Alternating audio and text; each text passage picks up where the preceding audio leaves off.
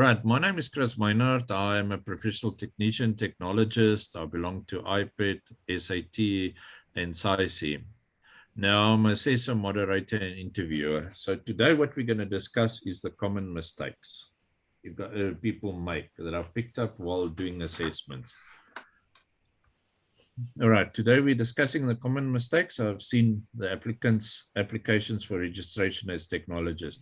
I will be discussing the following areas of the application: referees, Form B3, the TER, which is the Training Engineering Report, Form B21, TER, and the Training Educational report there, the Form B2.1 TEO forms. And then also the training and experience summary. I'm finding that people make common mistakes there, which is Form B2.2 TES. And then the main one is your engineering report, Form B2.3. There's certain aspects where the people have problems there. So let's go to the next slide. The applicant is now, one of the common mistakes with referees is the applicant is to ensure the referee registration status is active. Now, the way to do that, you go to the website and you can see if the person is registered and active. And the referees are registered in the category as stated in ECSA. Make sure that if he writes a PR Tech Eng, that he is a professional technologist. If he writes a PR Techni Eng, he is a professional technician, and PR Eng, that he is a professional engineer. So please make sure that they, before you choose your referees, make sure that they are active, because we do get it and we have to refer them back. Okay, common mistakes on the TER and TEO forms. The applicant is to ensure the correct form is completed.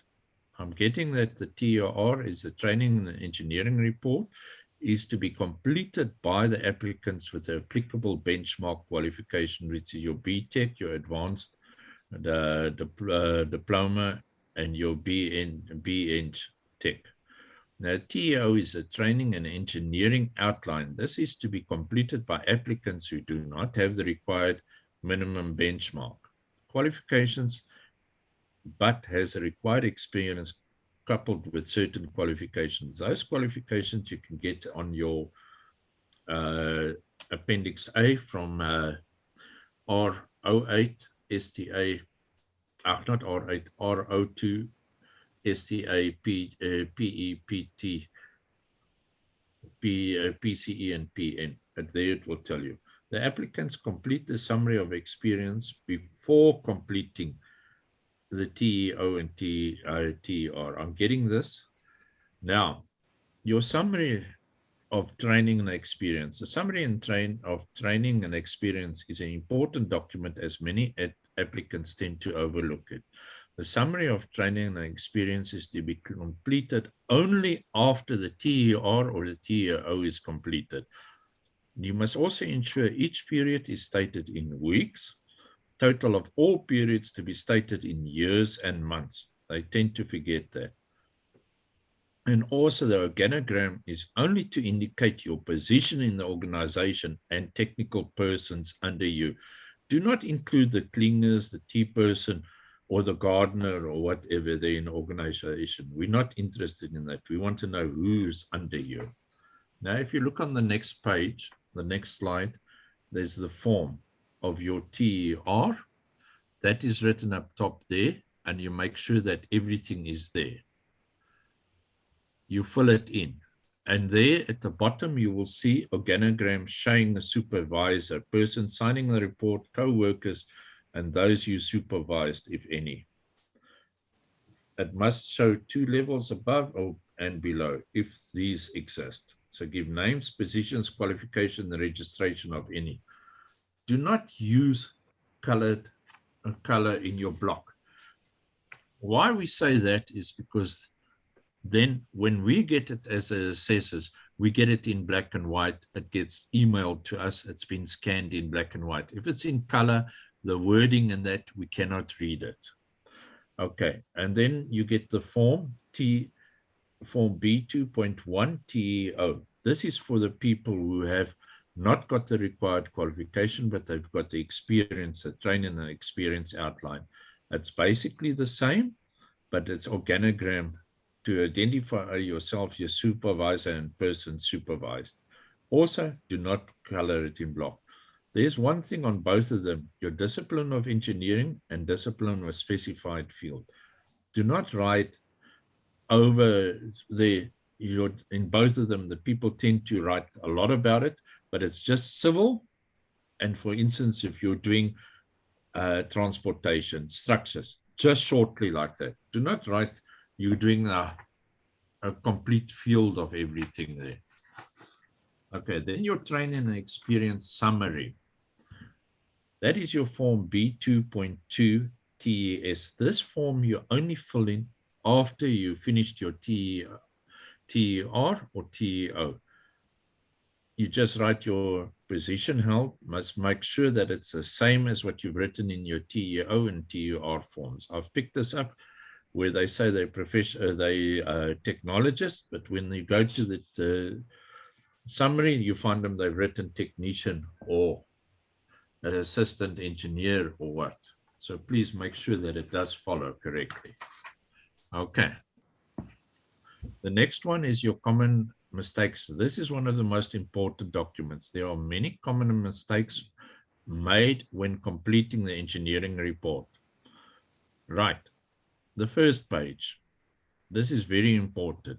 Applicants tend to overextend the words allowed for the headings under the name applicant, engineering brief and objects more than 30 words, environment, which is example industry, laboratory, theory, simulation, more than not more or less than 15 words, and a short summary of your engineering problem solutions, not more than 30 words. If you go to the next page, you can see there the form B2.3ER. Here the engineering brief and objectives. You write it short. You don't go and explain it over 2 or 3 pages. This is where your engineering report that you will explain what is your brief and objective for the. And then your environment, what it is, industry, laboratory, theory, simulation in 15 words, and your short summary is your engineering problem. That you only keep to that because you're going to explain it further in your document of what you've written there. All right, we can go to the next slide. Okay, we're just continuing with your engineering report. Many applicants state multiple periods under the heading cross-reference to B2.1 TER or B2.1 TEO. Now, this is a problem. It is advisable only to state one period for an outcome. Outcome 1, many applicants state multiple periods under the heading cross-reference to B2.1 TER or B2.1 TEO. And this causes confusion for assessors or to assess the application because you're not actually taking ownership of your problem that there is. Now, multiple period references for the outcomes, the applicant tends to make a general statement and does not take ownership of that statement because you're not explaining, not all projects are the same. If you look at it here on the next slide, I've highlighted the cross-reference to B2.1 TER or B2.1 TEO. Right, now we're going to the next slide. The applicants do not discuss how they investigate the engineering problem. This is usually in outcome 1. Applicants do not discuss how they collect or organize or evaluate or all 3 requirements for information. Applicants tend not to discuss their assumptions for analyzing the results. And applicants tend not to discuss various options of design. This is usually under outcome 2. Designs and explain why the decision was made for the particular design. Applicants do not discuss detailed specifications for theory documentation, and the applicants tend to forget to state what BTEC theory they apply in their field of practice. Now that you'll see this on the different slides that I've highlighted there. If you look at outcome 1, If you look at the words stated there, underline you, all three state performed or contributed defined the engineering problem.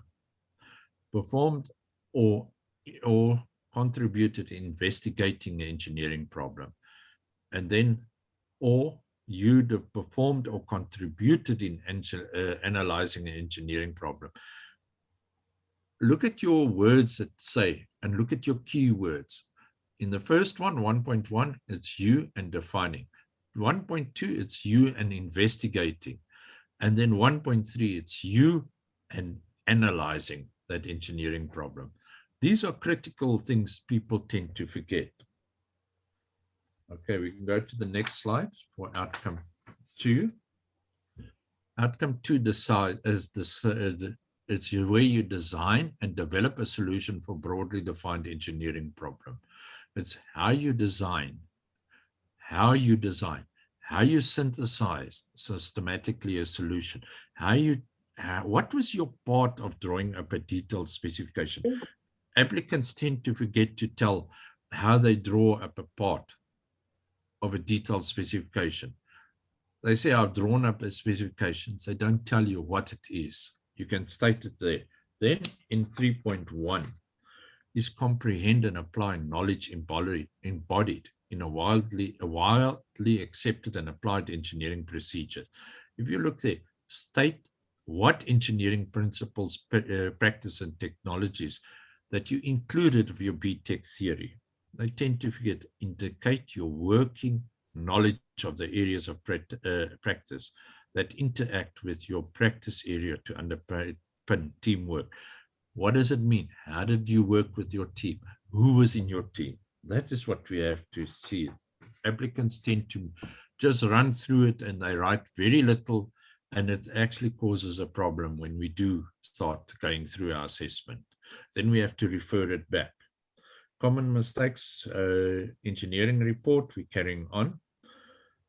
Applicants, especially the structural technologists, forget to discuss the interaction with other disciplines. This is a problem we do pick up. It's not to knock the structural engineers, but they tend to think they are on their own.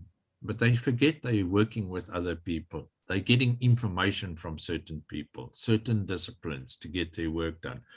Applicants need to discuss how they manage themselves, tools they use. Applicants have difficulty in discussing the ability to establish, maintain a professional and business relationship, especially with contractors. And even contractors tend to forget. Applicants who have only worked in design office seem not to be able to discuss a site instruction to various stakeholders. I'm finding this is quite regularly, quite common. If we go to the outcome 4, it says state how you manage yourself, people, work priorities. Many people can tell them how they manage people, work priorities and processes, but they forget to tell them how they manage yourself. So one of the things that I'm asking you guys to think about how you manage yourself, and you can discuss it afterward with me on this discussion. State your role in planning and organizing. How do you plan your work? How do you control it? That's what we need to know. State your knowledge of conditions, operations of contractors, and the ability to establish and maintain a professional and business relationship. What tools are you using to control that? Applicants tend to forget that. Okay. All right, then outcome 5. Communicate clearly with others. Now, 5.1 is no problem, but 5.2, as I stated there, especially the design office, people who are office bound most of the time, they don't know how to write the instruction. They don't know how to explain it, but they're doing it every day. It's a very simple thing. How you do a site instruction, how you go about giving instructions to your people under you. If you're main in the office and you're the chief manager, how do you do it with your employees or your subordinates below you? Okay. Let's go to the next one.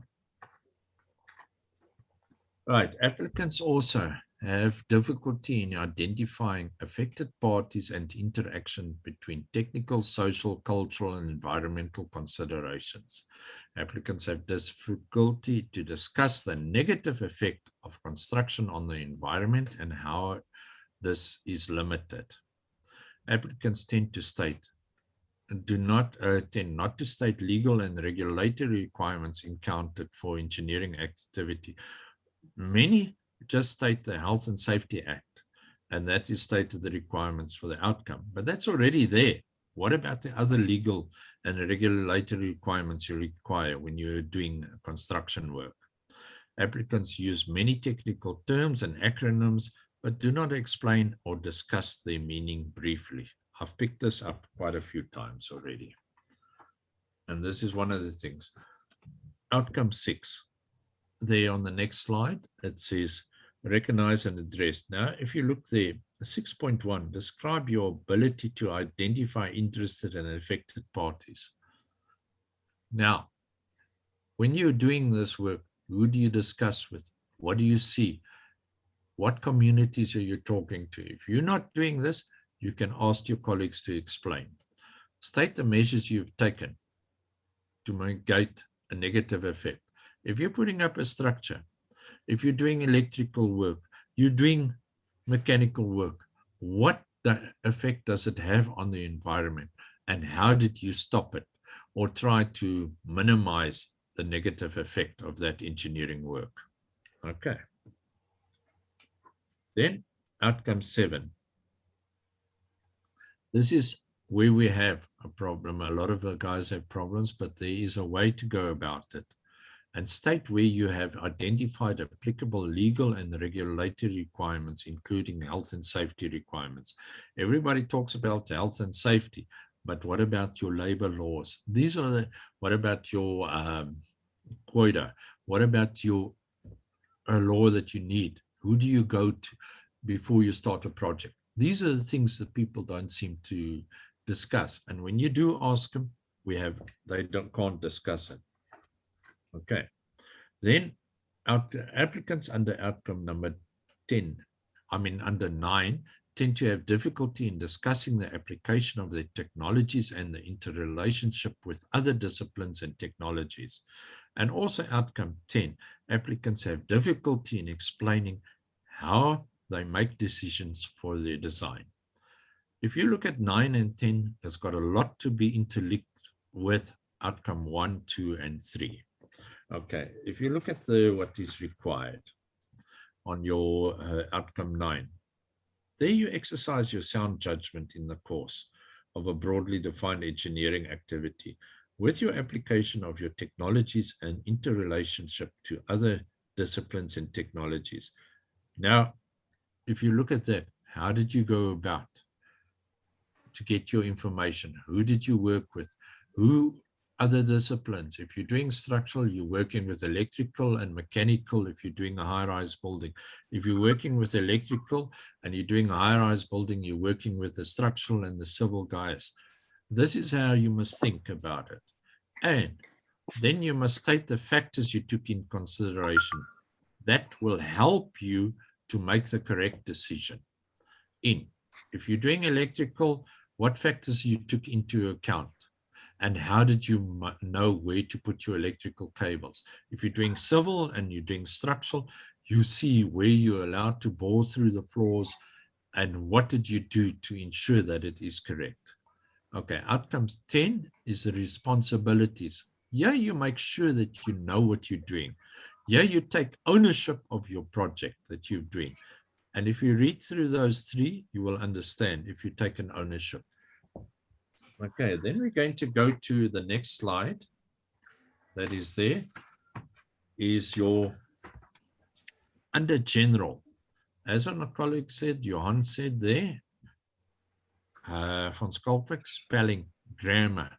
Johan de Kooker also spoke incorrect use of technical terms. Applicants in managerial positions tend to write their application as a directive. I've picked this up and they tend to be as a directive towards everybody.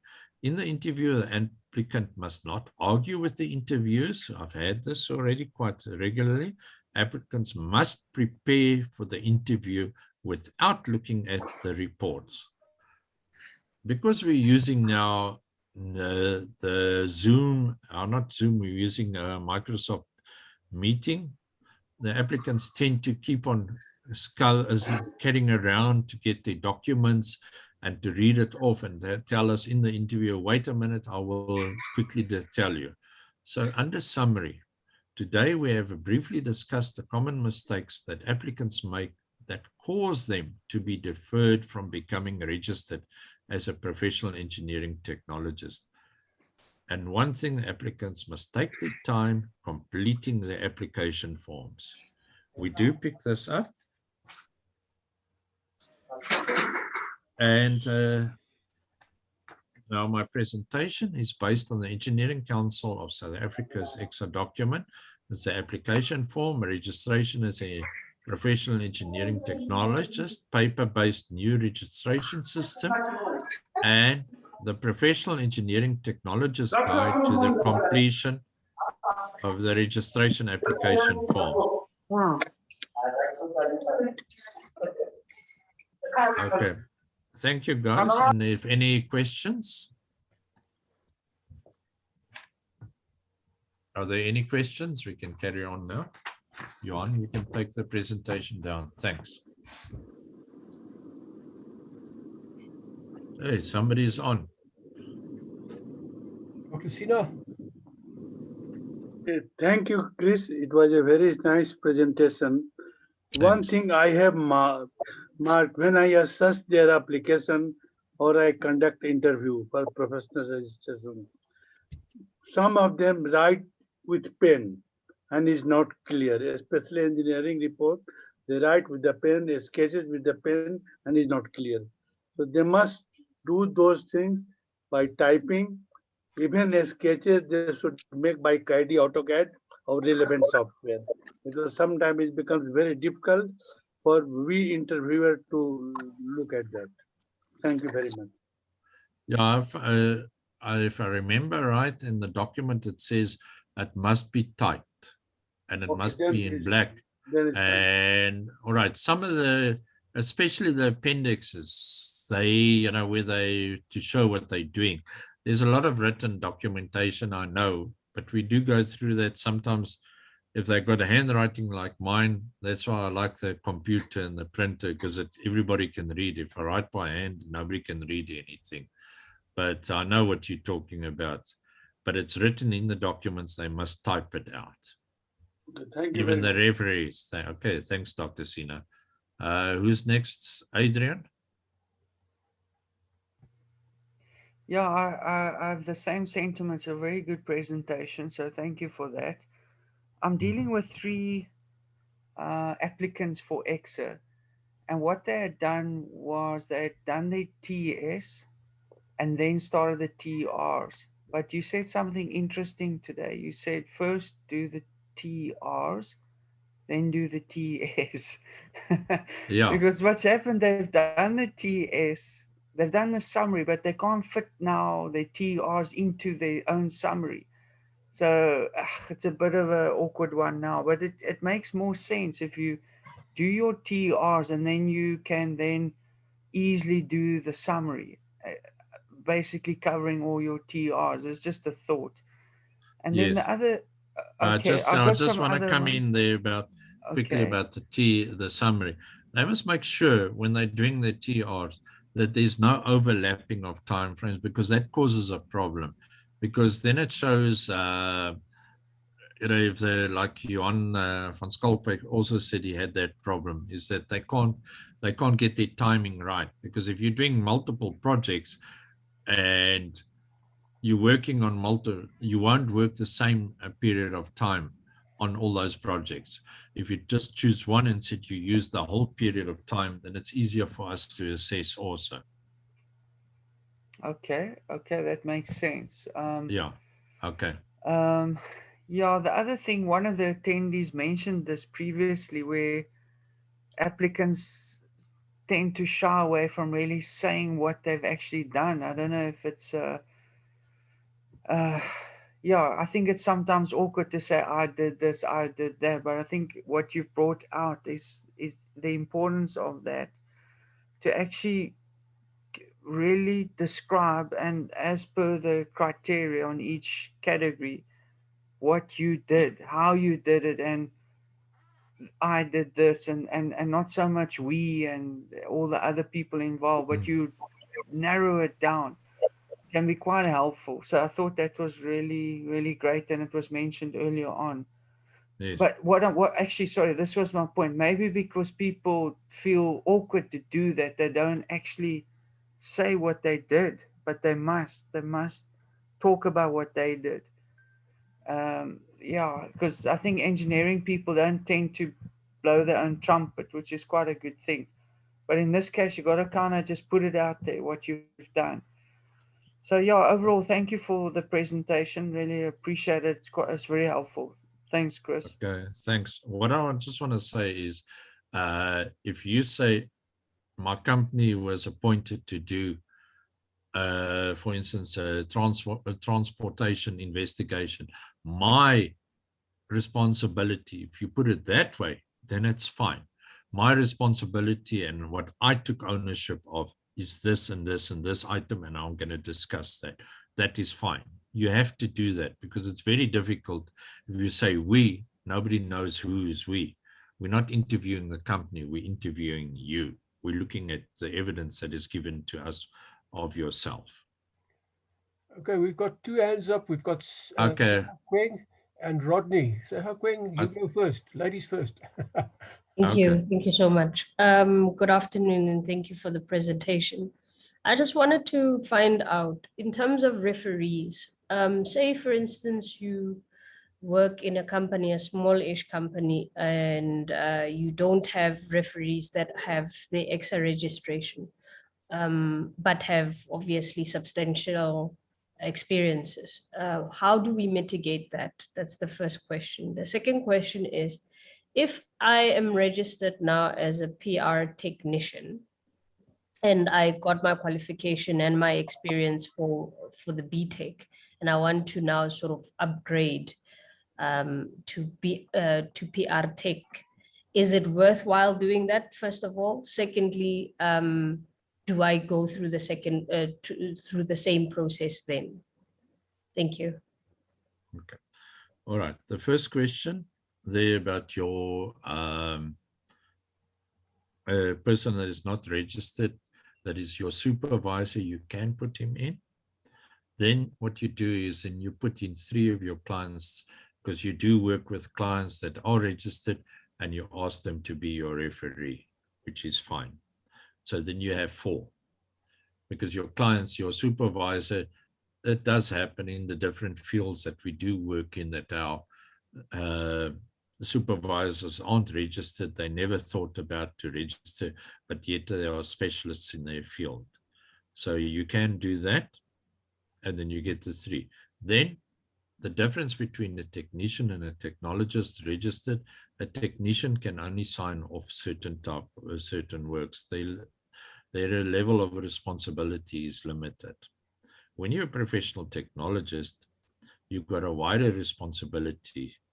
And then the third question that you wanted to know, do you have to do the whole process over? Yes, unluckily you do have to do, because there's a difference. Technician is a well-defined engineering activity, while a technologist is a broadly defined engineering activity. Technician works just within the codes, never goes out of the codes, gets given a job, and they work with the codes. Technologist goes out of the codes and justifies why they're going out of the codes. Okay. Thank you so Does much. that answer your questions there? Yes, yes, thank you so much. It's a pleasure. Rodney? All right. Hi, everyone.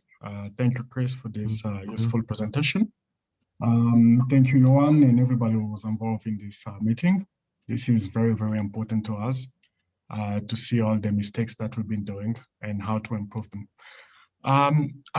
Chris, I just want to have some clarification on one of the page that was not shown in your presentation. However, I just want to understand, because some of the candidates they don't get to receive as many courses while they are working. They don't get the opportunity to go through some other learning activities on the side. I'm basically referring to the Initial Professional Development Report, IPD, and what basically, what kind of the content we need to have there, when we don't have a lot of courses attended at work, and how is the number of credit plays in terms of the registration for being a professional? Okay, that's quite easy to answer there. Basically, what happens is if you IDP and if you've done some courses, you just write it in there. Remember, when you are registered as a professional technologist, what happens is you have to do courses. You have to get a total of 25 points over the 5-year period. So the IDP just gives the indication that you really are interested. I know there are companies that do not want to invest, but if you can show that you've done non-accredited courses is also acceptable. We just want to see, are you studying further or are you just staying at the 1 point? If you're doing even studying further at the University of Technology or at the university to do your honors or whatever, that also does count. It does not bear so much value as what your engineering report and your TER or TEO reports also. That and your referees. There we cannot fail you basically on that. But if you've got an indication that you've done some courses, that's acceptable. Okay. All right. Does that help you out there, Rodney? No, definitely, 100%. That's why I didn't explain that there, because it's not critical in the sense that if you got all the other boxes ticked and that one is not ticked properly, it doesn't mean that you failed. Because when you get registered, you are basically will have to attend courses and improve yourself. All right, thank you. Okay.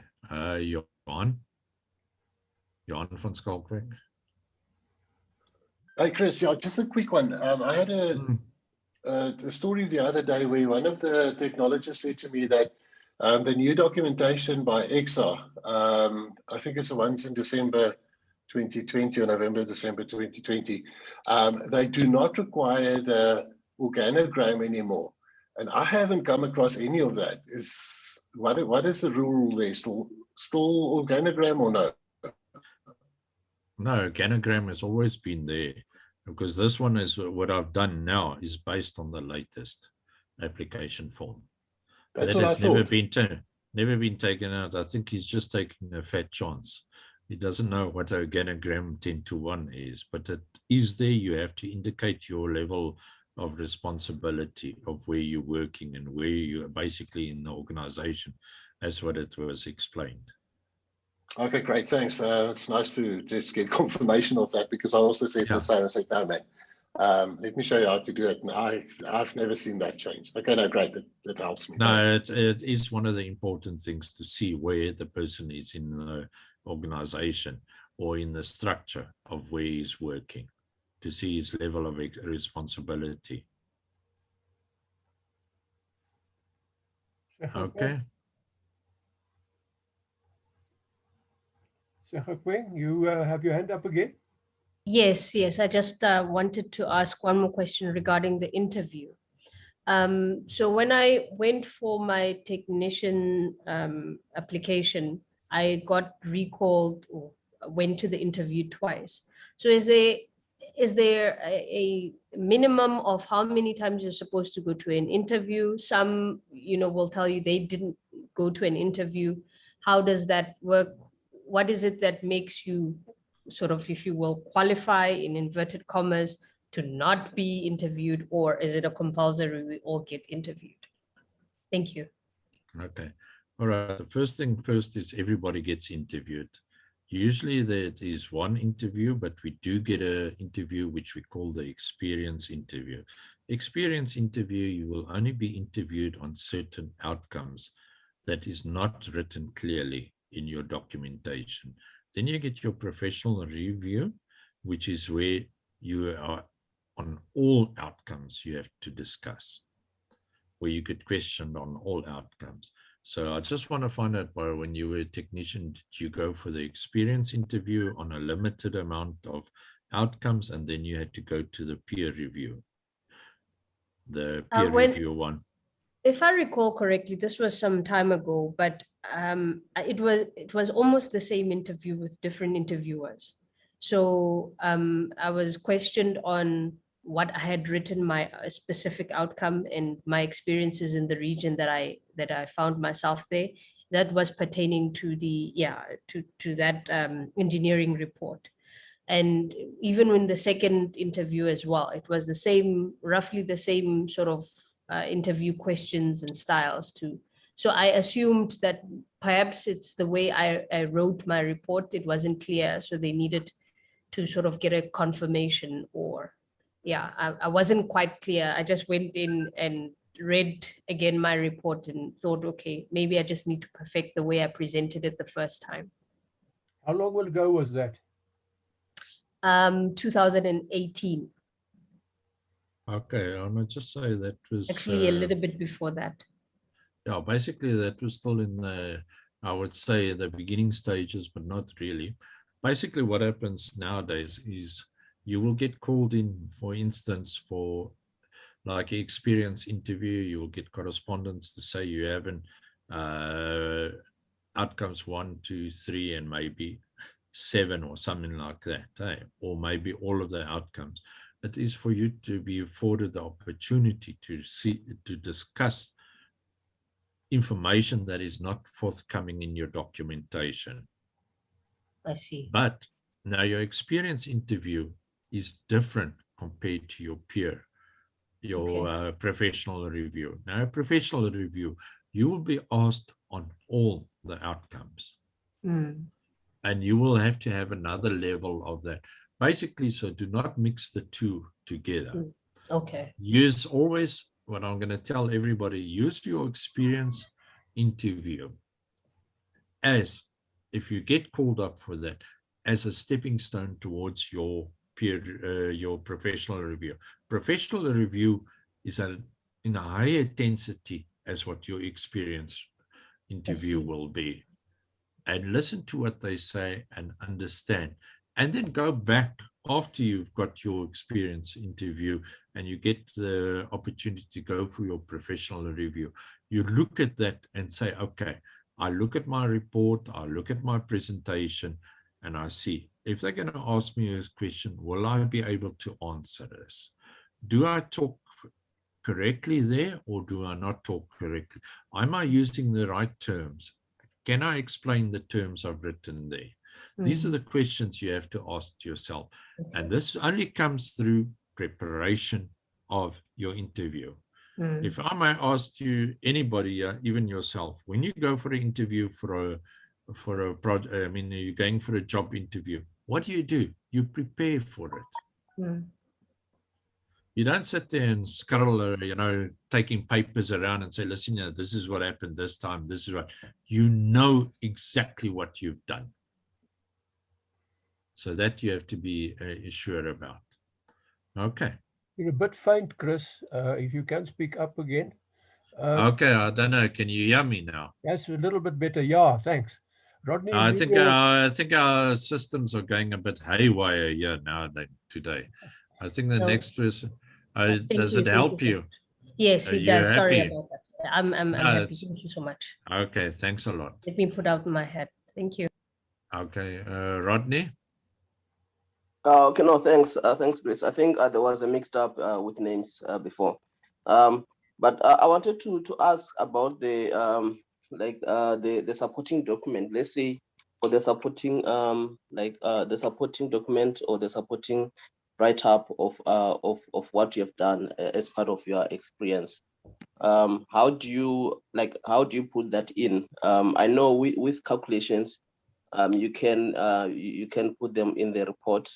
But I'm not sure about the other things. Like, for example, if I did calculations for a certain thing, or if I did a detail for a certain field. Let's say like I did a Gabion wall, obviously using the code, like the sans code and things like that. How do I put that in the report? Do I just maybe take a screenshot of that detail that I did and put it in the report, or do I maybe put it as a supporting document? And also, how do you do that? So that's one. And then number two, like, okay, I'm registering as a professional engineer. So, but I saw that on the new form now there is the issue of results that you need to put in all your final, like all your results at varsity. I just want to understand maybe like the logic behind that, and also do I put from first year up to the final year, or how do you go about that? Okay, I'll come. The first question is that your supporting documentation. It's better to add it at the back as an annexure. Otherwise, if you put it in your report gets too very laboriously and it's difficult for us to read through. So what you do is you can say, these are the calculations I did, this is the formula I used, and you just explain it very short. What is the formula and the purpose of that formula? Then that you put your supporting documents, your calculations at the back of your document that supports there. Then your education. There's a reason why the guys, they want to see what subjects you've done and where you got it. If you got, it's not to criticize and say, yes, no, you just passed. Because you could do structures, you might just be passing, but you're doing it very well in practice. It's just for them to see, yes, you did that subject, you did this subject, and this is what your points are. But it's not a career limiting move in your, what you call it, the points you've got. You put your points in what you've got, but it won't stop you from doing what you still want to do. Does that help you, Rodney? Yeah, yes, that helped you. Maybe just to slot one more. Yes. On the training reports, I always struggle. I think you touch on it on your presentation, in terms of how do you structure it when it comes to project? Because like you said, your project with varying number of years. But let's say you are in a company for 3 years, right? And within that 3 years, obviously you have phases, but your title is not changing. But in terms of project, you're doing different project now.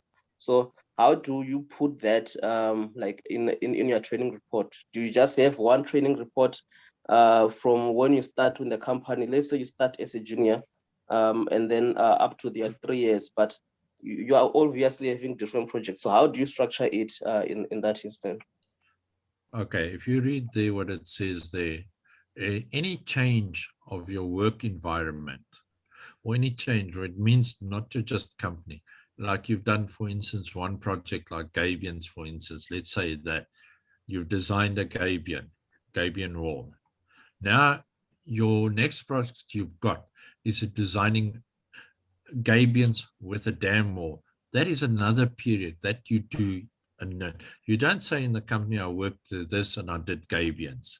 You specify your projects. Even if you're using 10 or 20 of those pages, you're actually specifying each project on its own, even if you're working in the one company. So don't just write there, I did 3 years. You might have started as a junior engineer, and then your next project, you became an assistant engineer.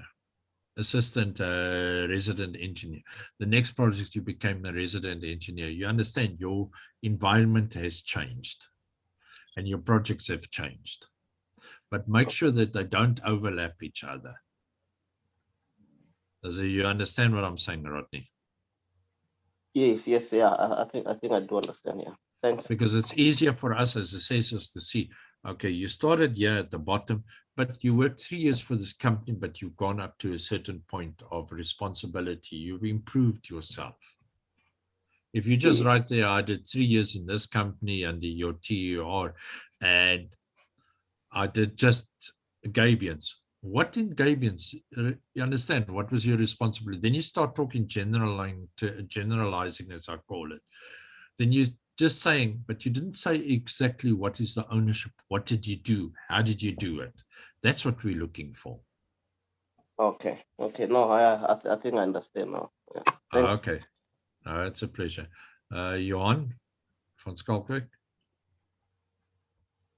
Yeah, Chris, two things. The first one, just a word of caution when you have annexes. I believe this is a common thing, is you must be extremely careful. If you use calculations, you better know them, because if you go to the interview and you get questioned about it, man, you must know your stuff. You must know why you use that calculation. How did you get to it? What was your thinking behind it? So be careful of that. And number two, I've seen reports where people were taking pictures of their projects that they worked on. Brilliant. However, the one picture showed a person working at height without the right gear on. So from occupational health and safety point of view, it was thrown out immediately with the comment that you need to check your occupational health and safety regulations, because the people that you took the picture of were not compliant. So be very careful when you go down that road, and make sure that the pictures that you take are 100% correct. So that's the one side. And the second one, yes, see, Chris, this is a difficult one. We had a few cases where, my question is, what is the rights of a candidate? There was, I'm going to refer to two interviews. The first one was electronics engineer, designing really high level gauges and related stuff. But the interviewers didn't know that field that well, and they ended up asking the person more questions about that, which created the impression, rightfully or wrongfully, that the interviewers, I don't want to say competent, but weren't competent in that specific field. And that sort of reflected a bit negative on the interview process. The second one I want to highlight is the structural, and we know the structural story, and the one structural engineer was hammered about the environmental aspects. And also, there were supposed to be 3 reviews, and there were only 2. And the one was a specialist in water, and I think the other one, for the lack, I can't remember. And there was a bit of a dispute after that. And in retrospect, I found, but I want you to answer it. I don't want to answer it because I know what happened there. I would rather let you give your opinion about that, please. Okay. All right. The first about photos. I'm not a very great fan of putting photos on in the engineering report. Photos can be used for description of work that he's been doing in his presentation. But one thing about the presentation is the person must ensure that the presentation that he gives sticks to the 15-minute limit. I've had guys that have come in and they do it for 3/4 of an hour, and it causes a problem with us as interviewers. Then we cannot interview him because we're working on a time frame. Then the other one that is where you had 2 interviewers and 1 person, or even the person that is a specialist in his field. When the people interview, they might be asking questions. It might look like that they do not understand the field. Everybody's got a basic understanding of the field that is being done. They've been trained in it. It might sound like stupid questions that the interviewers are asking, but many times the interviewers ask these questions to ensure that the person that is talking there can be able to explain his assumptions that he's done and his design and his specialist field.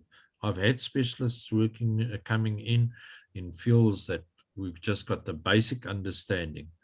And also, if there's 2 interviews, you do get asked, is it fine, yes or no?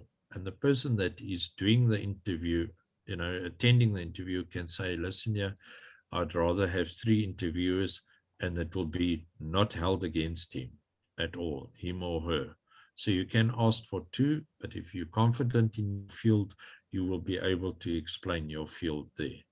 That's what I've picked up a lot of times too, is also, we must also remember on all 11 outcomes, the applicant must be able to explain. environmental, usually with the structural, do have a problem. And that is can be overcome by talking to a colleague who who does get the environmental and to do with social and cultural. There's nothing wrong in writing in your report to say, or even explaining at the interview, I have not done that, but I've spoken to my colleague and he has explained to me and you explain it. That is acceptable. Does that answer your questions, Johan? That's perfect. That's spot on. That's what I thought. Thanks, man. Okay. All right, Ron. Yeah, thanks, Chris. Sorry, I missed the beginning of your presentation. I'm also organizing a seminar, as you know, and they started calling me like crazy. But so maybe there is a chance that I'm repeating myself. I would just want to, I'm also a assessor, reviewer, moderator for ECSA. So I've done quite a few with you yourself, so we know what is don't I know it? And next, yeah. Yeah, the applicants must know how the system works. When your application gets to ECSA, it first goes to 4 assessors. So they will look at your presentations, your whatever, your whole application. Now, like the lady just now was telling, she got called in once or twice or even maybe 3 times. The system works like that. If those 4 moderators or the 4 assessors at the beginning of your application don't understand something, they most probably will recommend that you are being called in for an EA, experiential appraisal interview. Even at your, what can happen is they don't know everything that you're trying to say, so they will call you in for that interview on certain outcomes. Some of them are reasonably lazy and they will call you in on all the outcomes, and that's a long interview. Now, what can happen at the end is that you can be put into abeyance, they call it. So they will tell you for a year you're going back to site or somewhere where you can make decisions and learn about decision-making process. As you know, especially for technologists, you must perform on performance level E, which means you basically must be the big boss. And the only reason why you have a supervisor is because you are not registered and you're not allowed to sign off on anything.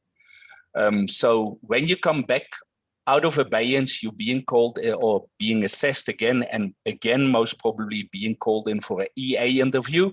And after that, Chris, you must correct me, we talked about it on the trainings in BISO, you can again be put in abeyance for the last time. So when you come back from that again, you again can be assessed and again be called in for an interview, for an EA interview. So there's a lot of EA interviews especially.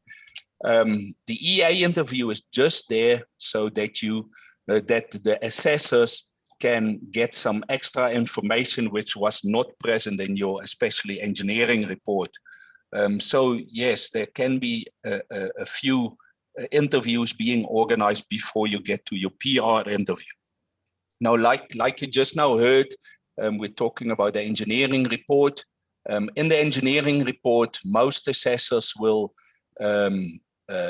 concentrate on your engineering reports because they want to know what you did and what you're going to do and what your knowledge is.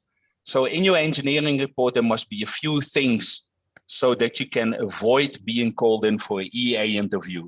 If you want to use the EA interview as a training ground for your PR interview, then leave as much as information out of the engineering report. So then you can use your EA interview as a training ground. But there's a few things that the assessors especially need there. If I say in my engineering report, I designed a bridge, half of the applicants say I think Adrian was talking about it. You want to brag, but don't brag without any evidence. So if you say I designed the bridge and that's the only sentence that's there, you are going to be called in for an EA interview because they want to know how you did that, what calculations did you use, what methods did you use, that type of stuff. Now, in your engineering report also, you mustn't put too much information in. So if you say, I calculated flow for this or that, you can put some or another equation there, but all those pages that you put in your annexures. So your annexures are there as supporting evidence for the engineering report. Then we have applicants that want to brag with what level of Zolani. Yeah, I give class online. These people that don't mute their phone. Thank you. Then where was I? Oh yeah, in your annexures, don't put the whole tender document in there just because you put a signature below it or something like that. There's a reasonably lot of people, applicants that do that. We're not going to read through that. We want especially hand calculations, handwritten. That's the only instance, I think, where the assessors and reviewers allow handwritten notes. Of course, we want to know that you did it yourself. There's lots of people that have spreadsheets available in Excel, and they put the whole spreadsheet in there and it doesn't tell us anything. We want to know what you yourself did. So your engineering report itself also, Adrian, can't remember, said it, your engineering report must be from a first person point of view. So everything we need, what we want to know, must be written in the I context. So don't say there the whole time, we, because it doesn't tell us anything. We know you are part of a team. Most of us work as part of a team, but we want to know what you know as a person, as an I. So also the engineering report, if you want to get it on level, then you are going to write sentences which start with something like, I instructed the contractor, or I designed this, or I redesigned this. So as you can see, those sentences instantly tell us as the assessors that you are working on what we call performance level E, and you are making broadly defined problem solution type of things. So that's what the assessors want to know. So in your engineering report, you put some calculations there that you actually know what you are doing, but the whole calculations, those 2 or 3 pages, that you put those in annexes.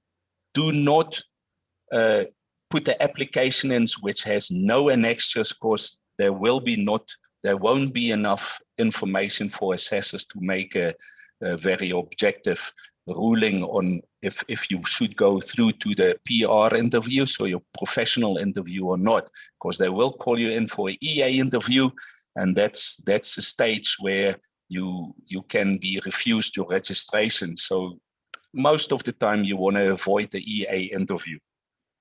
Then the last thing is what is happening a lot, especially with municipal people. They are being thrown under the work like crazy.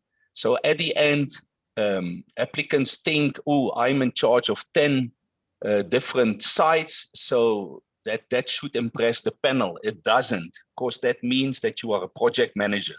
So you're sitting there and the whole time you are signing off payment certificates, doing tender documents, and having meetings. So especially your technical knowledge is being left behind.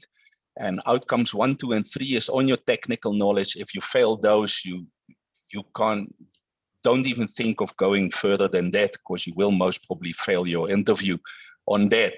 So avoid bragging with, I am a project manager. If we see the word project manager, we start thinking twice, because usually it means you are throwing under the work and you are in charge of 10 or 15 types of projects. So you're running around like crazy and driving around the whole day and not making decisions like they should be if you are a RE or ARE on site.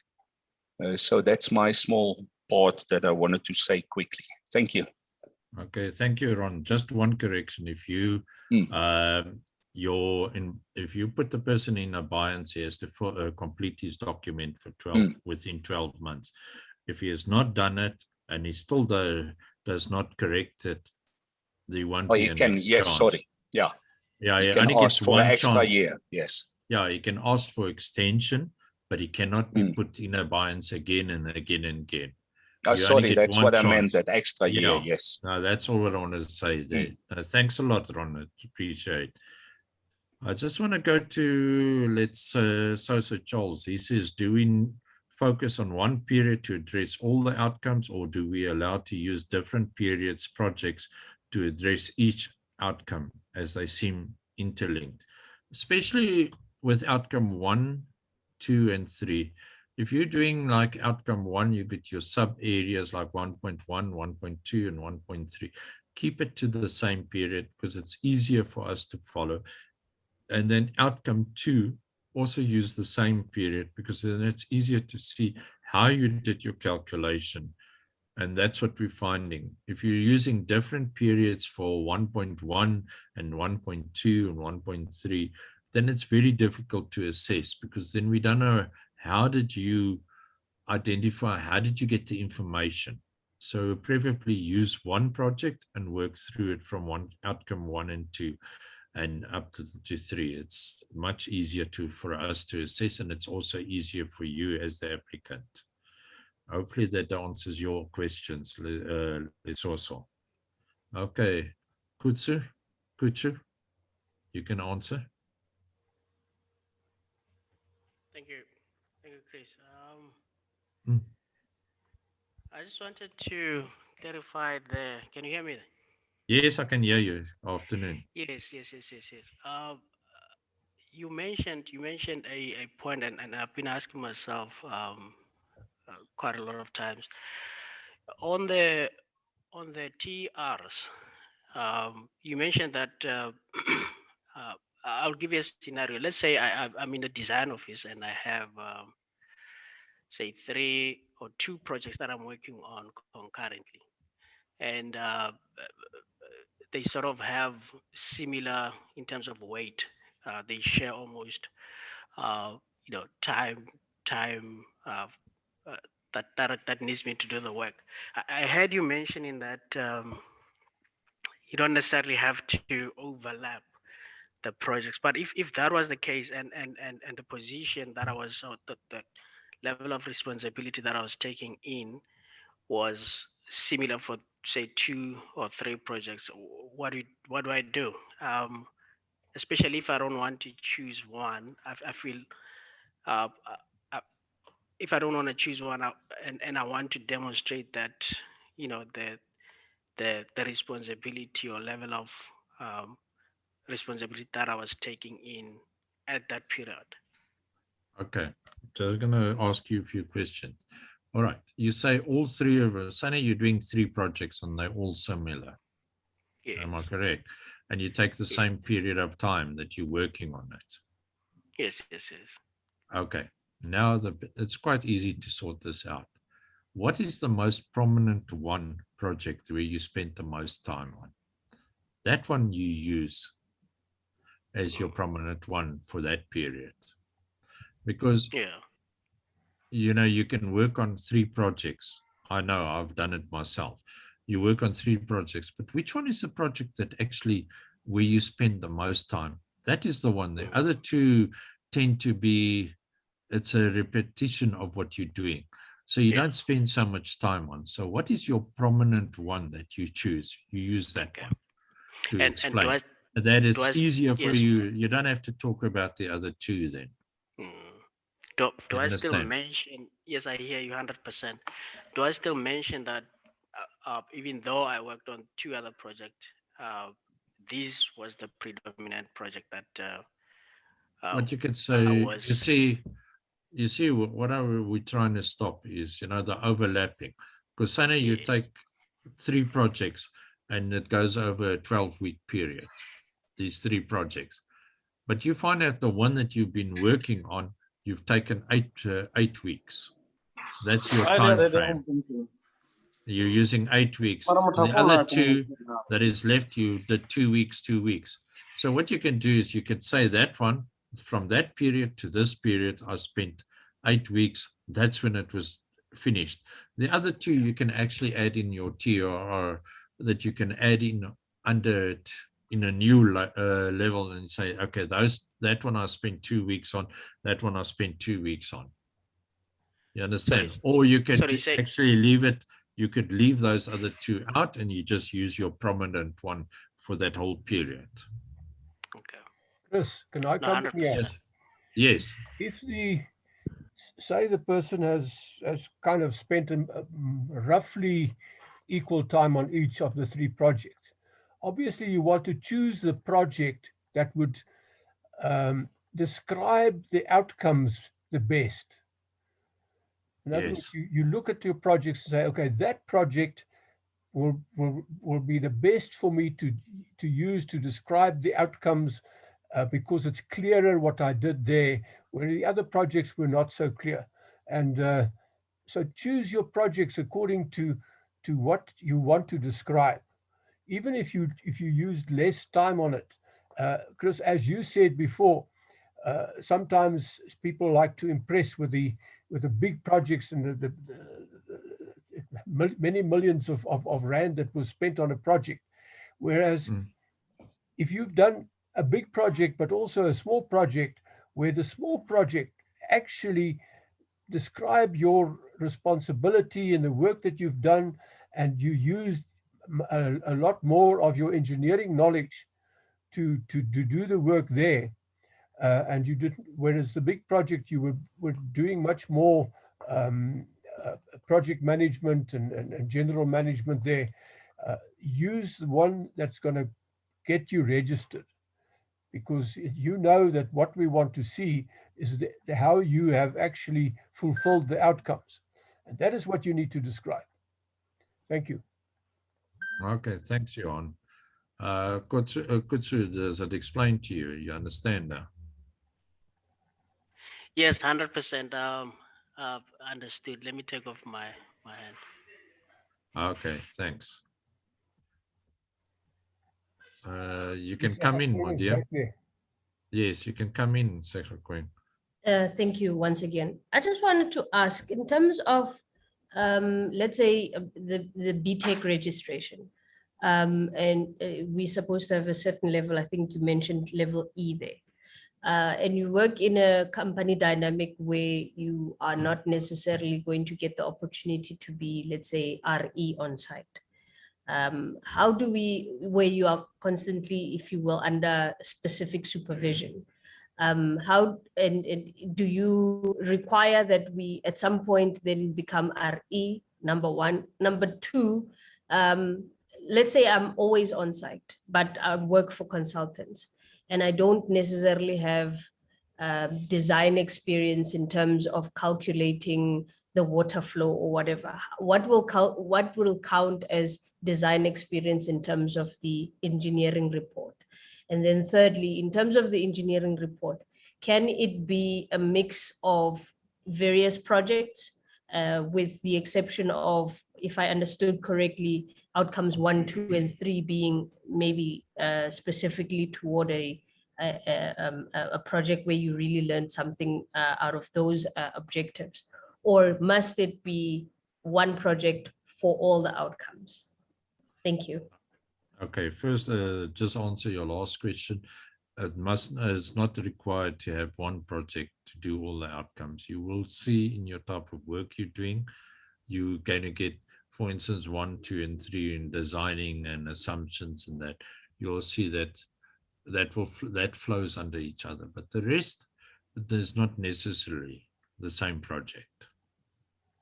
Then, if you're working on site, and you do not work in a design office, now you'll have to answer the questions I'm going to ask you. Do you look at the drawings that get given to you from the site, from the head office? Yes. Okay, when you see a mistake there, what do? You just send it back, or do you do your own calculations to see if you can give a recommendation? In most instances, you do the calculation, do a recommendation, and yeah, send it through mainly to the back, but to the office, but you continue with the works. Yeah, but you're doing calculations, you look at different options to see if you can solve the problem or the drawing is incorrect. Am I right? Yes. So why you say you have to be in a design office? You're already doing it on site. Okay. Think about that way. Don't think about designing consists of sitting there in the office with a computer and a calculation and all that. You on site, you see something is not right, you look at the calculations and you send it to the office and you send them your various options that you looked and you say, this is the option I recommend. And you must make sure it's on the level of, you know, your BTEC understanding of what you've done on the broadly defined engineering activity. Then the other one, what was it there you were saying? I think we've discussed this basically now through what I've said to you now. With the RE title. But you can be, we're not looking at your titles. Okay. Please, we're looking at your ability of practicing at a broadly defined engineering activity at a level E. Level E means you got limited supervision. Or do you have somebody sitting behind your shoulder and seeing what you're doing every minute or every calculation? Are you working on your own? That is level E. You got limited supervision. Okay. All right. Does that answer your question? Yes, yes, it does. Thank you. Okay. I would like to say that you are delegated the responsibility to do this or that. You are delegated full responsibility to do this or that. Yes, the responsibility to sign off and all that is still with the boss, but if things go wrong, you will get fired. Yeah. Okay. I see Dr. Sina's got a question there. Yeah, Dr. just Sina? a question, because Ron has explained very nicely, I appreciate. So during professional review interview, you have to present the slides which can demonstrate 11 outcomes within more or less 15 minutes time. Am I correct? Yes. Yeah, that's correct. 15, you sometimes we allow to 5, 20. 7, we allow, no problem. Yes. But you can discuss more than one project, doesn't matter. Even 3, even 4. That's you have correct, to demonstrate 11 outcomes. Yeah. That's because correct. in my experience, one project is not enough to discuss all the 11. So when I conduct and when I hear the interview, mostly they can take 2 or 3 projects. Yeah, you can discuss it. It's usually for, I know you also do interviews, you do it for professional engineers, I do for professional technologists. Usually it's outcome 1, 2, and 3, they interlinked. It's preferably, it's nice to have just one project there. It's easier to understand. But if you're going to do one, you discuss there of that project of collecting information, then you come to outcome 2, where you have to do the calculations and you're using a different project. It's very difficult to try and understand what the applicant is doing there. I don't know if you picked that also up, Dr. Sina. Fine. Yeah, you are right. And my second input was that about the 12 months abeyance, we send it for 12 months. But if the applicant is ready to submit the application, even in 8 months' time, 9 months' time, we may allow them. Yes, there's no, what it means by 12 months abeyance. He's got 12, within 12 months, he must correct the queries that we've got on the certain outcomes. He might have just written it something wrong, or his interview wasn't correct, and he understands what is wrong, and he knows how to have the remedy. It can apply directly within a week or 2, but it depends on that. But it's a maximum of 12 months. After that, if he's over the 12 months, he can ask for an extension. He will get an extension, but it must, it must be according to valid reasons. But if he does not ask for extension, then it gets deferred and he has to reapply completely again. Thank you. I believe some of our participants are trying to apply for PRN, but new ECSA regulation has come. For PRN referee also, they need 3. Previously it was 2, But now they have made equal. For PR Tech, PR technician, they need now 3 referees, 3 registered referees. Okay, thank you very much. Do they with you guys? I mean, with the PR eng, also 3 references, but we do have 3 references, and if one is Yeah, a lower PR, level they need- as a supervisor, they must supply a 4th referee, and if Yeah. they're not qualified, they must supply a 4th referee. Yeah, sure, 100%. Yeah. Okay, Chris, Okay. thank you very much. Thanks a lot, Dr. Sina. Rodney, you can come in. Okay, now thanks. Just wanted to ask, I think based on what you just said now, in terms of the project that one can use, can one use just one project? Like for example, if I'm doing a project for over a year, that actually I've done almost everything in that whole project. Even though like before I have had some other project that maybe I can also put in the report, but for the purpose of writing the engineering report, can I just base it on one report from start to finish? Yes, if it does cover all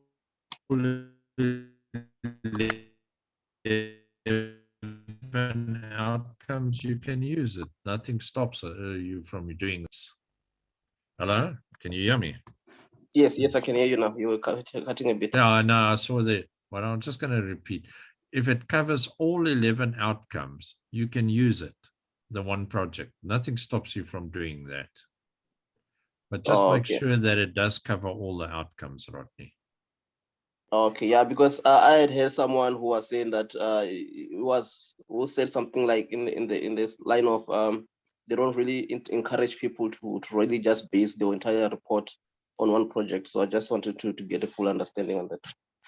No. If it covers all your outcomes, you can put it in there. But just make sure that you covers all your outcomes and you're on the right level E of responsibility also. Okay, no, thanks.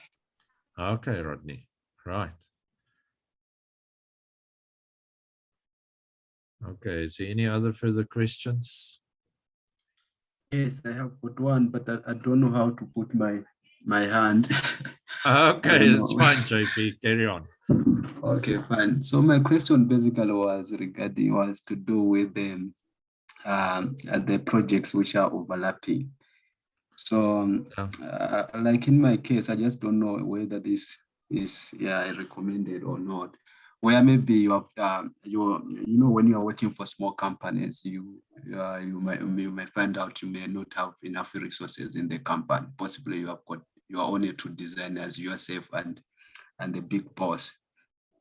But you have got a technician who is trusted for the site supervision of work. But but the setup is in such a way that that site technician is being it's more like if me, I'm in the office myself, I have to check all the works that is done on site, but I don't necessarily stay on site each and every day. I just go there like once every week just to see what is happening, or if there is any site problem, I have to go there and check and resolve the issues. So to say, as the technician on site is directly being supervised by myself, but I work in the office all the time because I do the design work there. So I'm managing the site, but not necessarily on the site all the time. I just go there maybe to check the work and certify, maybe to tell the contractor to check the work so that they can go ahead with the work or not. If there is a problem, I solve, or if the problem is too much, I consult my boss as well for the way forward. So in that case, can I use that those activities as my site works, or or maybe I'm supposed to be on the site physically all the time until the project is finished? How can one? All right, let me just come back in there. All right, so let me explain this to you as I understand. I might be making a wrong assumption, but what I understand what you're saying, you do the designing of all the works, which is correct. Then you go out on site to monitor the people to make sure that they are doing. So you fall under as the project engineer. So you make sure that the site work and the quality, and you're doing site monitoring, but not full time, which is fine. So that is fine, that you fall under your project management area there. And then you are delegating some of your responsibility to the juniors to do the work. And you're taking responsible for your work that you are doing. So that is fine. So hopefully that's the way I understand what you were saying. Yes, exactly. That's what.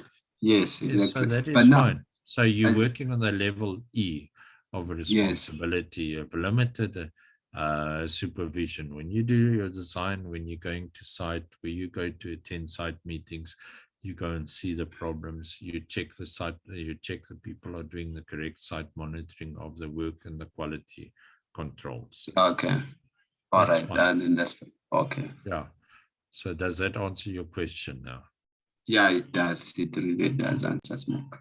Okay. Thanks a lot. Tobisa, come in. Hello. Yes. Sorry, I may have come in a bit late, but I just wanted to get some clarity with regards to how long exactly each of the linear outcomes one would have to cover for it to be considered sufficient. You mean time frame or what? Yes, like in terms of time frames. Let's say you're on site for 6 months. Would that then be sufficient, or is there a set amount of time that you have to spend on each linear outcome? No. What I said there is, if you're doing a project and you identify the project, or if you, when you're doing your TER, now that's your training and engineering report. And if you show there that you've actually done at level E, basically after BTech, that you've got your BTech or your BEng Tech or advanced diploma, it is 3 years after you've been got your diploma, with 1 year included in that at the level E. Now, level E is where you are basically working on your own with limited supervision. So that is a criteria. So if you're working, if it all adds up on your TER, and then you go onto your summary and you show that you've done 1 year's work at level E, then it's fine. You can be working on a project where you got 2 weeks that you're working on a level E, and the next project you're doing 50 weeks on the other project. So does that answer your question, Tabisa? Oh, yes. No, it does. All right. Thank you. Okay. Thank you. Segokweng, you can ask. Thank you once again. I just wanted to clarify, say for instance, with regards to BTechs, we specialize in different fields, but we work in companies where we are working various other projects. So for instance, my BTech is in urban engineering, but we happen to be dealing with a structural project, and that's where I'm gaining experience in. In terms of being enabled to sign off work, and we talked about various responsibilities at technician level and technologist level, will I be limited to a speciality to say I can't sign off structural work, but yet because of my BTech says urban engineering or transport engineering, or how does that work? What, or rather, me getting a professional engineering technologist approval, does it limit me into which field I can sort of have authority in, for lack of a better word? All right, let me just explain there. It depends on what you've been trained after your BTech. Because when you do your BTech, you must say, okay, I'm interested in transportation. And you happen to work for a company and they said, no, you're not transportation. We want to use you as structural. Are you interested? You say yes, and you get taught with structural. You make sure that you've done the necessary courses. That's where the IDP comes in to say, okay, you've done some structural courses, in-house and external, and that helps there. So you won't be limited to that. Just remember, under the ethics, what you've been trained to is what you can sign off only. It doesn't help to say you now do civil and you go and sign off electrical. You know nothing about it unless you've been trained to handle the electrical design, which will be a bit difficult to explain. But I'm saying you understand where I'm coming to now. Yes, yes. So that's why we got that 3-year period of that you've been trained after you had your BTech. Okay, so the courses will help to reflect that I do have some structural experience. And yes. You mentioned about, like you're saying, some companies may not have the resources to do training, for example, but one can acquire training, online training. Must there be some sort of certificate that one must get in order to say, okay, but my company could not afford to take me to structural training, but I did go through a course that was offered at a different company and they are not necessarily having accreditation? Yes, you can write it down, and you can write it down there and say it's not accredited, but this is what I've been taught. I see. All right. Thank you so much.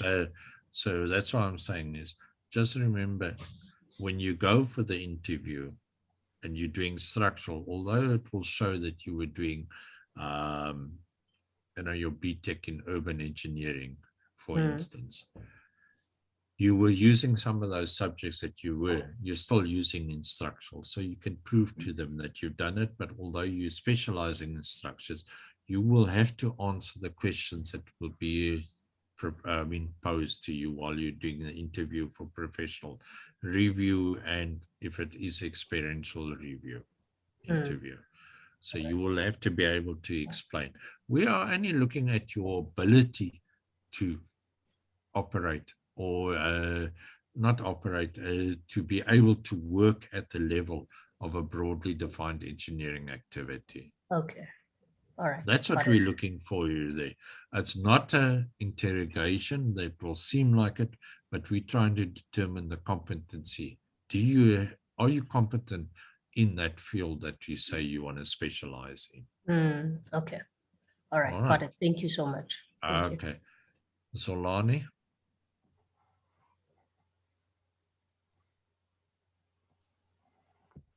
Zolani? Please unmute yourself. Okay, sorry, my mic was off. Okay. Okay. No, Chris, I have 2 questions. Okay, my first question is that I did 2 projects which are regraveling projects, of which both of them, they cover all the ECSA outcomes. So my question is that on the cross-referencing, can I use both of them on the cross-referencing? And then the second project, the second question is that my first project, I did it for 13 months, and then I was in a performing level. And the second project, I did it for 6 months and in a performing level. Both of the projects, they meet the 11 outcomes. But then in terms of attaching the sample calculations, I will attach the sample calculation for the shorter period, which is the one I did for 6 months. Due to, if I can attach the sample calculations for the longer period, for the one which have a longer period, it will exceed the limits of the application. And then my question is that, can I attach the sample calculation of one project while I'm referring to both projects, but they are similar? Okay. Let me just ask you something there. They're both similar in there. Which one will you choose? It doesn't matter. Remember, you've done your TER. Your TER will discuss those 2 projects. Your summary, then you draw up your summary. It will tell you that you're on level E, that you have done more than your 52 weeks is what's required. Yes. Okay, so you can choose, just preferably it's better to choose one project of that, even if it's 6 months. But if it covers all the 11 outcomes, you can do it there. And you use those calculations. So you don't have to show all the calculations. You show example of the calculations that you did on that project. to keep it there. You see, what we want to see is not how many weeks you spent on a project. We want to see, are you competent in doing this project? Does it cover the outcomes that is required? Is it a broadly defined engineering activity? You understand? So preferably when you write there, just your period, you say project 10. This is what is done. It's easier for us to follow. If you write, say, project 9 and 10, how you're discussing it, you start generalizing. You say, this is how I did these projects. If you say project 9, this is the what is required, and this is how I solved it. Then you're specifically talking about that project. You're taking ownership of that project then. Okay. Okay. Does it make sense to you now? Yes, it does make sense in terms of the generalizing part, because yes, on the project, the investigations were the same procedure, but in terms of developing the solution, there will be difference because they were in different regions. Yes, I understand what you're saying now. Okay, remember when you were a young child, you got a tool, you had a round peg and you had a square peg and that, and you had to put it into different areas. The round peg didn't fit in the square peg properly. So remember, that is what we have to use. Okay. Okay. Hopefully it answers your question, Suzalani. Okay, yes, it did. Okay. Thank you. Okay. It's a pleasure. Tabisa? Tabisa? Yes, sorry. So as a follow-up, I just wanted to find out as well.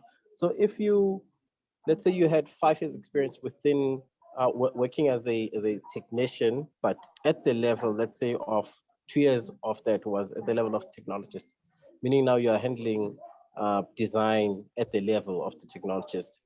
Can you still include that in your PR Tech application, or because you hadn't gotten your BTech yet, but you were already functioning at that level, or would it require you to then only consider the work that you've done after you've gotten the qualification? No. You take it from the technician level right up to the technologist. Why I want that is I need to see as an assessor how you developed.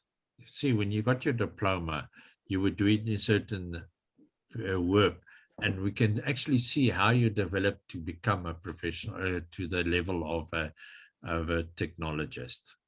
That helps us to see how your career moved there. Oh, okay. All right. No, thank you. So does that help you out there? Yes, no, it's clear. Okay. Dr. Sina? No, just I want to add, you have already explained that after first degree, applicant needs 3 years relevant experience, i.e. structure, whatever, 3 years candidacy phase, then they will be eligible to sign in the relevant field. But now onward, everybody is aware, as per ATQSF, we will not be any specialized program in the BTech. No BTech structure, no BTech water. They have changed to BET 3 years, and in some university, advanced diploma, which is 4 years. So that is a generic. They will teach a structure also, water also, urban also. So there will be no specialization in the first degree. It will be similar to engineering university, like Turkey's, WITS and something like this. So they need 3 years what they have done after the first degree, in which area they have got experience. Because PRN is not, or PR Tech is not like PR Tech civil, PR technician civil. It's a generally. Yeah. So it depends upon their expertise after 3 years. Yeah, that's correct. Yeah.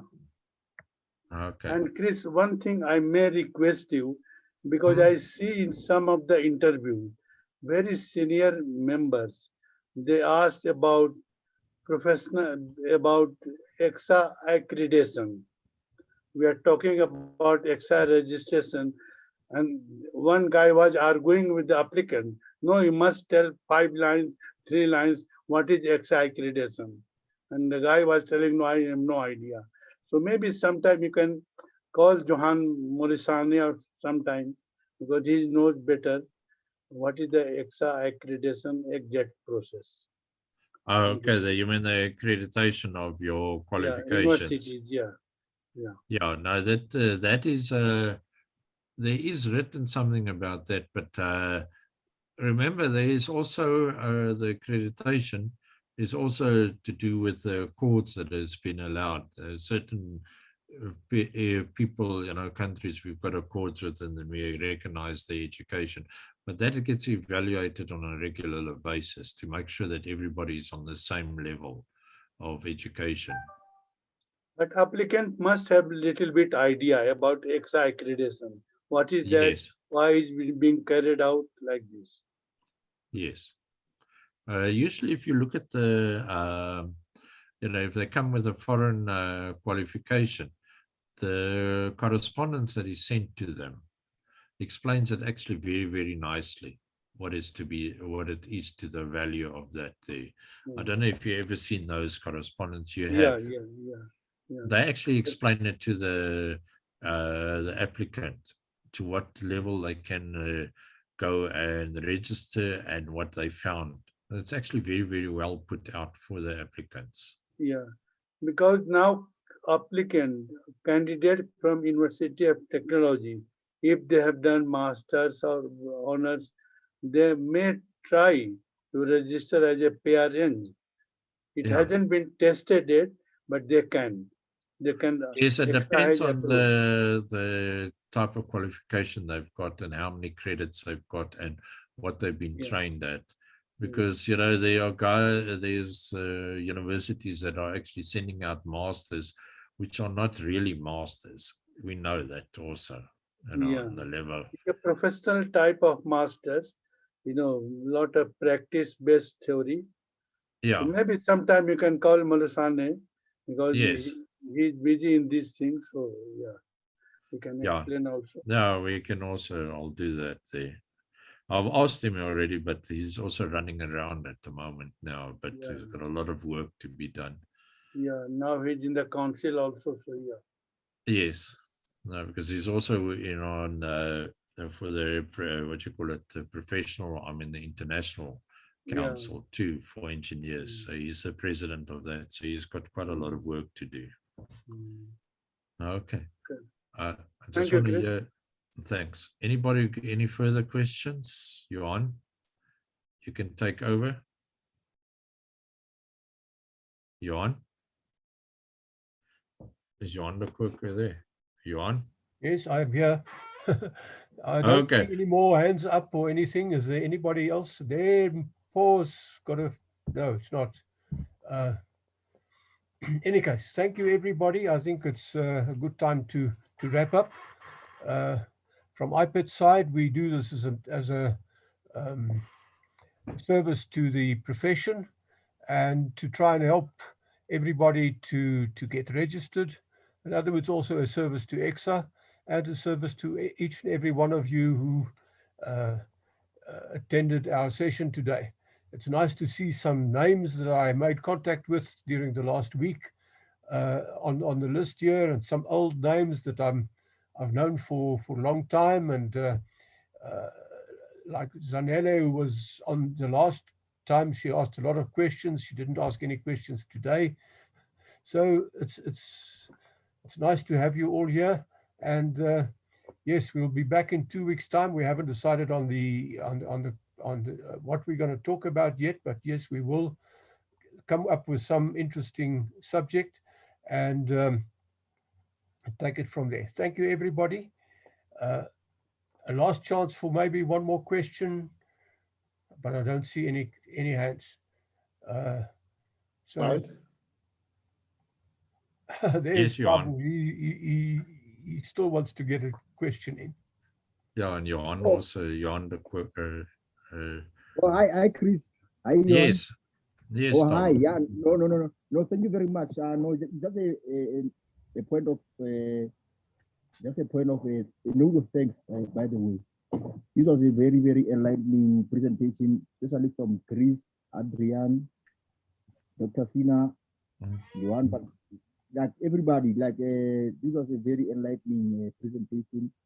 Most of us as candidates, we got to grasp much, and then we got to know those common mistakes. And I think going forward, we'll be like on the lookout and get to correct and work much better on those. But overall, thank you very much for the webinar. It was very, very insightful, very, very teaching. And yeah, man, I think going forward, we get to brush up those loopholes and will be much perfect and going forward.